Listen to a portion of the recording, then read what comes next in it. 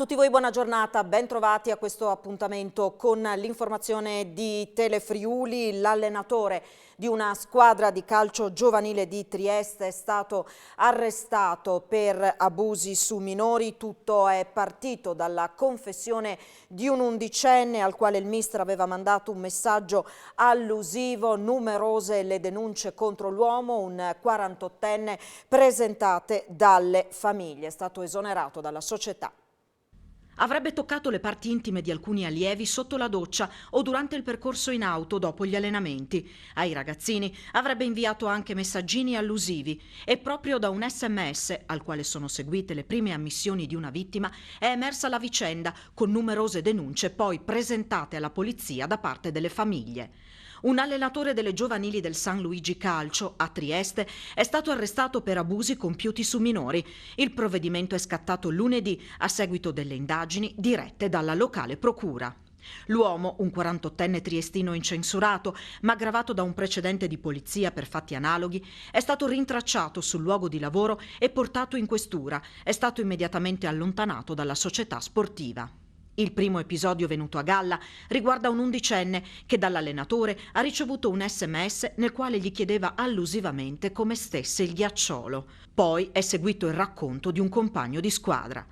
Le denunce presentate dai genitori dei ragazzini fanno riferimento ad analoghe condotte dell'allenatore, palpeggiamenti sotto la doccia o in auto quando il mister accompagnava a casa qualche ragazzino, ma anche improvvisati massaggi a seguito di infortuni. A conferma della condotta del 48enne ci sarebbero anche SMS nei quali faceva dei complimenti ai giovani atleti per l'aspetto fisico, affermando di essersi innamorato o chiamandoli con nomignoli affettuosi, ma anche richieste dirette di mostrare le parti intime. Proseguono le indagini anche per capire quanti ragazzini possano essere finiti nella rete dell'allenatore. Una situazione tristissima che non auguro a nessun presidente, così Ezio Peruzzo, presidente del San Luigi Calcio, commenta a Telefriuli la vicenda che ha portato all'arresto per abusi su minore di un allenatore delle giovanili della sua società. Lavoriamo da decenni con i giovani e mai mi sarei aspettato di dover affrontare una cosa del genere, racconta ancora a Telefriuli Peruzzo. Noi abbiamo la coscienza a posto, sappiamo di aver fatto tutto il possibile, ma resta sempre un senso di colpa e la paura di aver sbagliato qualcosa. Fortunatamente ho una società forte che mi aiuta a guardare avanti e abbiamo il sostegno delle famiglie. Il presidente del San Luigi Calcio riferisce anche a Telefriuli di come l'orribile vicenda sia venuta a galla. Abbiamo scoperto tutto in dicembre, nel giro di 4 giorni. Questo allenatore è stato esonerato da un episodio segnalato, abbiamo fatto una piccola indagine, i casi sono diventati 4, poi è scattata la denuncia. Scoprire che era tutto vero è stato bruttissimo. Ed ora ci occupiamo dei contagi da Covid all'interno delle scuole, a partire dalle medie di San Daniele del Friuli. Francesca Spangaro ha raggiunto il sindaco Valent. Di concerto con il Dipartimento di Prevenzione e la dirigenza scolastica è stata presa la decisione di chiudere la didattica in presenza per le scuole medie che ospitano oltre 220 ragazzi. Perché? Perché con i tamponi di questi ultimi 2 giorni abbiamo rilevato oltre 20 positivi asintomatici che si aggiungono ad altri positivi sintomatici che erano stati rilevati la settimana scorsa e che hanno dato l'avvio a questo monitoraggio. Siamo arrivati a 2/3 del personale e degli utenti, diciamo, con tampone eseguito, e credo che il Dipartimento nei prossimi giorni, a seconda delle dinamiche proprio del decorso della sintomatologia o meno di questi ragazzi, deciderà se effettuare ulteriori tamponi. Chiaramente chi si rileva positivo ha tutto un monitoraggio che segue anche nelle giornate a venire. L'appello ovviamente è mantenere le regole di prevenzione, è un appello particolare alle famiglie coinvolte, bisogna che vengano monitorati molto attentamente l'insorgere di sintomatologia, sia nei ragazzi che magari in qualche familiare convivente. Nel momento in cui dovesse rilevarsi qualche sintomatologia anche lieve, subito entrare in contatto con il medico competente, cioè il medico di base, con il pediatra per i ragazzi oppure direttamente con il Dipartimento di Prevenzione.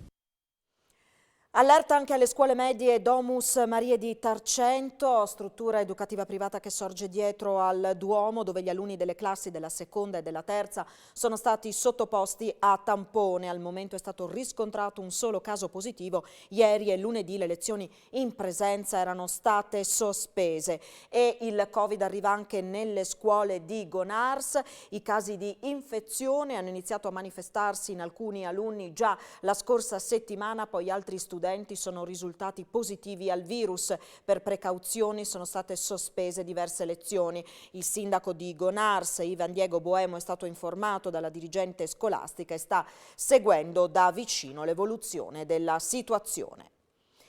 Sappiamo che le scuole possono essere luogo di contagio, per questo abbiamo deciso per la didattica a distanza al 100% alle superiori fino a febbraio. Così il presidente della regione, Massimiliano Fedriga, che conferma dalla prossima settimana il ritorno in classe al 50% per gli studenti delle superiori. Il tutto con ogni cautela possibile, sottolinea. Al microfono di Telefriuli Fedriga risponde anche alle polemiche dopo le sue affermazioni su Berlusconi come possibile capo dello Stato e indica nelle elezioni la soluzione alla crisi di governo. Quanta preoccupazione c'è per i focolai che stanno emergendo nelle scuole medie e nelle scuole elementari? Non c'è dubbio che, come dicevo, la scuola purtroppo può essere anche quella, diciamo, un motivo di contagio e di focolaio, come ho detto più volte e come ho fatto anche nelle scelte di tenere alla didattica a distanza per le superiori per tutto gennaio. Oggi vediamo fortunatamente, ma dobbiamo tenerlo molto sotto controllo, una diminuzione dei contagi, quindi possiamo pensare di riaprire al 50% le superiori con tutte le cautele possibili e con tutto quello che le prefetture hanno seguito con grande attenzione e con grande professionalità. È chiaro che però dobbiamo tenere monitorato e essere pronti a intervenire in caso di necessità.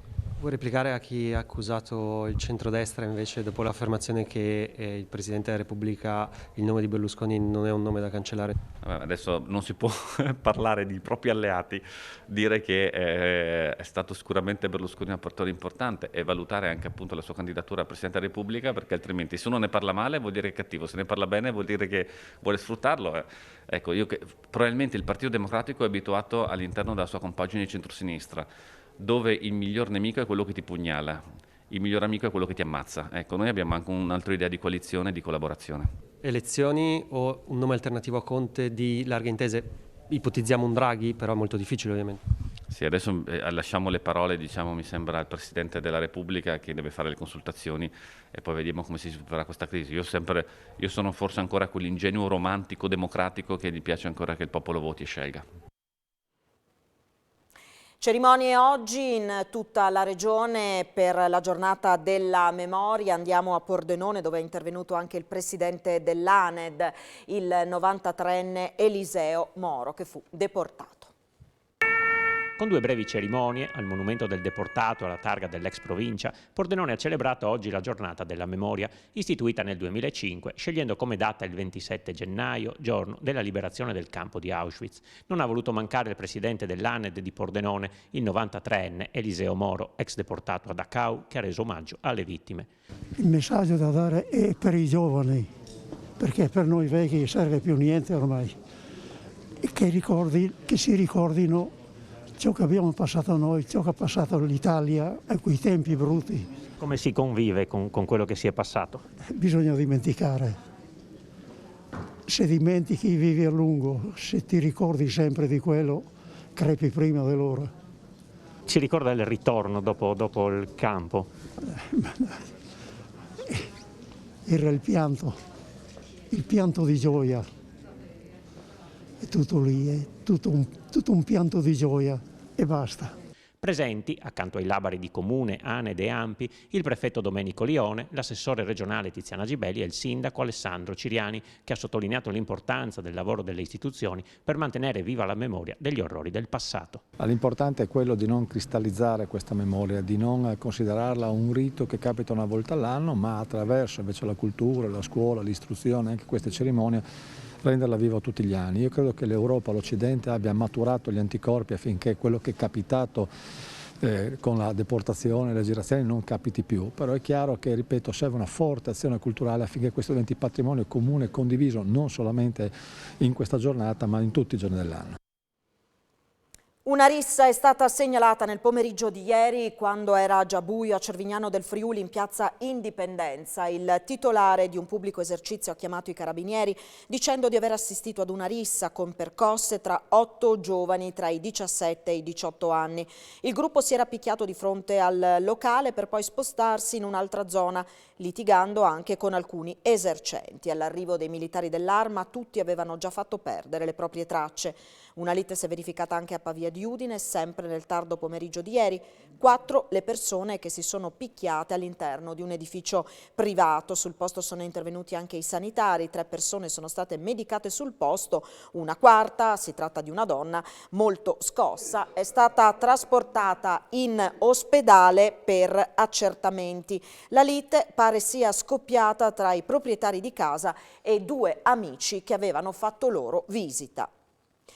Una donna di 74 anni di Castions di Strada, la cui scomparsa aveva allarmato non poco la famiglia, che aveva anche lanciato un appello su Facebook, è stata trovata questa mattina, poco dopo le 8:30, in un casolare dove si era rifugiata per la notte, probabilmente in stato confusionale. È stata soccorsa dal personale medico. E per finire lo sport, a sorpresa il mercato in uscita dell'Udinese si sta preparando ad un'altra cessione eccellente dopo quella di Lasagna. Si tratta di Mandragora, che si avvicina sempre più al Torino, dove ritroverebbe il tecnico avuto a Crotone e a Udine, Davide Nicola. Oggi giornata cruciale per l'operazione. Nel giorno di Fernando Llorente all'Udinese, Rolando Mandragora si prende la scena. Infatti, dopo la cessione di Lasagna, si avvicina un'altra uscita eccellente in casa bianconera. Il centrocampista napoletano, rimasto a Udine la scorsa estate per recuperare dal grave infortunio al crociato e per rilanciarsi, non è certo soddisfatto dei 9 gettoni per un totale di 363 minuti di impiego conteggiati finora. Qualcosa si era intuito quando, in recenti dichiarazioni post partita, aveva sottolineato che le scelte su chi impiegare spettano a Gotti, concetto che non fa una piega, ma esposto con un tono sospetto.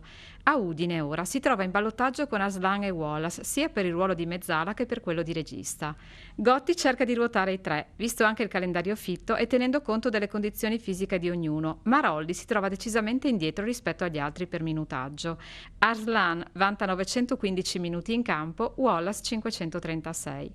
Spiegazioni, come detto, ce ne sono, ma evidentemente non rassicurano il centrocampista, che punta anche al ritorno in nazionale. Così, mentre le voci sull'interesse della Fiorentina per Arslan e su quelle del Sassuolo per Wallace lasciano il tempo che trovano, quelle che riguardano Mandragora al Torino trovano seri fondamenti. Tanto che, dopo i primi contatti di ieri tra il Torino e gli agenti del giocatore, oggi la dirigenza del Club Granata ha in programma incontri anche con la Juventus e l'Udinese, che pare abbia già dato il suo ok all'operazione.